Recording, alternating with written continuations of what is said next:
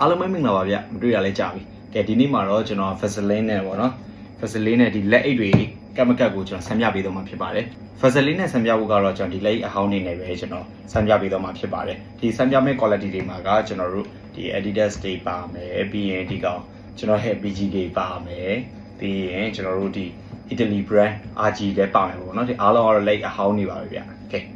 စလိုက်ရအောင်ကျွန်တော်တို့ BG နဲ့ပဲစလိုက်ရအောင်ဟုတ်နော်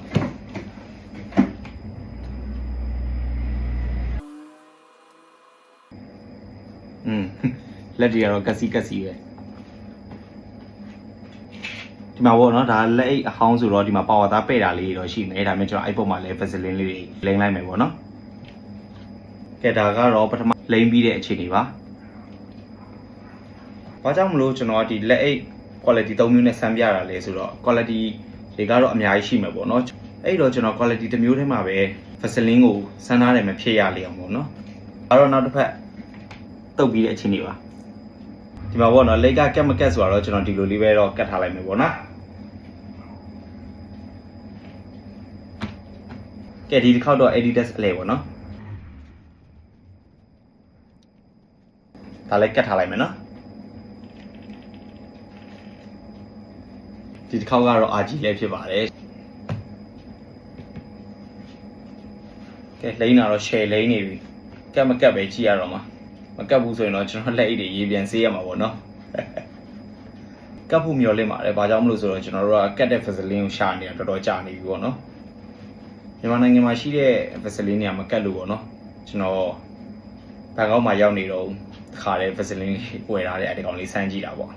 ဒီကောင်တော့မထူမပါလေးပေါ့နော်မထူမပါလေးဆိုရင်လည်းဒီကောင်ကပါဝါသားလေးနဲ့ပြဲတာရှိနေတော့ဒီနေရာလေးမှာဖြူတာဘာညာတော့ဖြစ်သွားတယ် RG ကတော့နော်ကောင်းလေးလူလေးကတ်ထားလိုက်မယ်ချိန်3မိနစ်လောက်ပေါ့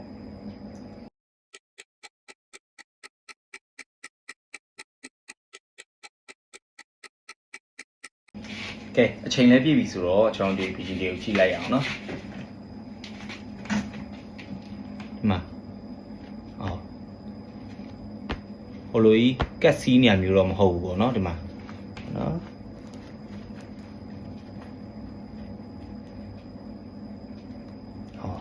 လိုက်နဲ့ကန်ပြရှိတာပေါ့ဒါနဲ့ချော်ပါတယ်ဆွဲကုတ်လို့မရအောင်နော်နောက်တစ်မျိုးနဲ့ဆန်းပြပါမယ်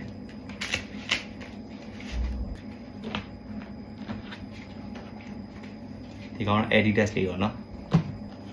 no ဒီကောင်လည်းမရပါဘူးဒီကောင်လည်းချော်တယ်နော်ကတ်တဲ့ပုံစံမျိုးတော့ဖြစ်တယ် frat နဲ့တော့ဖြစ်တယ်နော်ဟုတ်ကတ်တာတော့ကတ်တယ်ဒါပေမဲ့ဘောလုံးကပါမလာဘူးကုတ်အားတော့မရှိဘူးလက်အိတ်ကတော့ကတ်တယ်ဒီမှာကျွန်တော်နောက်တော့ပြမယ်နော်ဒီလိုကြီးကတ်နေရတော့ဘာမှတော့မထူဘူးဘာဖြစ်လို့လဲဆိုချော်နေပြီးတော့စီဟောနော်အတန်နာတော့ကတ်တာကကတ်တယ်ဘောလုံးကုတ်လို့မရဘူးဘောလုံးကတော့ချော်တယ်ဟောတွေ့လားဟောအဲ့တော့ဘောလုံးကတခါတည်းပါလာမလားဆိုတော့ဘောလုံးကတော့ပါမလားပြင်။ဘာလို့ကျွန်တော်ကုတ်ပြီးတော့ဘောဆွဲတင်မရဘူး။ no မရဘူး။နော်အတန်နာတော့။ဟောမကုတ်မယ်။အသားလေးပဲ။ဟုတ်မရဘူး။ no ဘောလုံးနဲ့လက်အိတ်ကတော့ကတ်တယ်ဒါပေမဲ့ဘောလုံးကုတ်အားလုံးဝမရှိဘူးပေါ့နော်။နောက်တစ်ခုပါနော်ကျွန်တော်တို့နာမည်ကြီးဆရာကြီး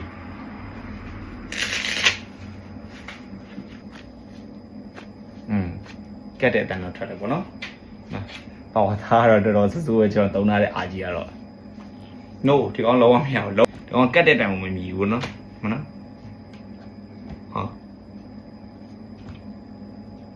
မရဘူးဆွဲတင်လို့မရဘူးလုံးဝမရဘူးRG တော့လုံးဝမရအောင်เนาะRG နဲ့ဒီ BGK နဲ့ကတော့ပုံစံဆင်တယ်ကျွန်တော်ဒီကြားထဲမှာ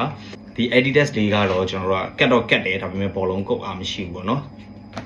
ကဲအဲ့တော့အချင်းချုပ်ပြီးတော့ပြောရမယ်ဆိုရင်ကျွန်တော်အနေနဲ့ကတော့ကတ်တဲ့ Vaseline ကိုထပ်ပြီးရှာရအောင်မှာဖြစ်ပါတယ်ဒီကတော့ကျွန်တော်ဘန်ကောက်ကနေဝယ်ခဲ့တဲ့ Vaseline ကလည်းမကတ်တယ်လို့ ကျွန်တော်မြန်မာနိုင်ငံမှာရောင်းနေတဲ့ Vaseline တွေကလည်းကျွန်တော်တို့အခုဖမ်းနေတဲ့လက်အိတ်ပါဝါသားတွေကိုကတ်ချင်းလုံးဝမရှိပါဘူးဗျဒီ quality 3မျိုးကိုစမ်းပြအပြီးမှာတော့ကျွန်တော်တို့ကဒီ Adidas တစ်မျိုးတည်းပဲကျွန်တော်လက်အိတ်နဲ့ဘောလုံးတွေကတော့ကတ်တယ်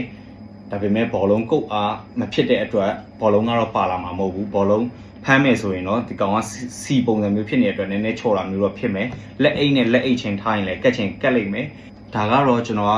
testing ပေါ့နော်ဒီ Vaseline ကိုကျွန်တော်တို့စမ်းပြပေးတဲ့ video လေးဖြစ်ပါတယ်ဗျဒီ video ကြည့်ပြီးတဲ့အတွက်ကျေးဇူးအများကြီးတင်ပါတယ်နောက် video မှာပြန်တွေ့ရမယ်ဗျ bye